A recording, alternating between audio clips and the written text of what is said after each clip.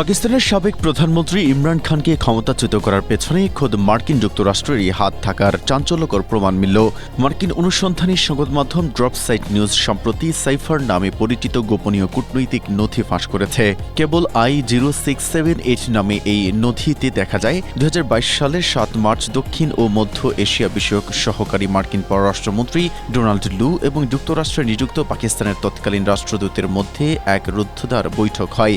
ওই বৈঠকে সরাসরি ইমরান খানকে ক্ষমতা থেকে সরানোর জন্য ইসলামাবাদকে কড়া চাপ দিয়েছিল ওয়াশিংটন। কিন্তু কেন ইমরান খানের উপর এতটা ক্ষুব্ধ ছিল হোয়াইট হাউস? ফাঁস হওয়া নথিতে এর দুটি প্রধান কারণ উঠে এসেছে। প্রথমত, ইউক্রেনের রাশিয়ার হামলার বিষয়ে ইমরান খানের স্বাধীন ও নিরপেক্ষ অবস্থান কোনোভাবেই মেনে নিতে পারেনি বাইডেন প্রশাসন। স্ট্রবেরি সুপার ডটেড ও ক্লাসিক ভ্যারিয়েন্ট সেন্সেশন জাগুক শিহরণ।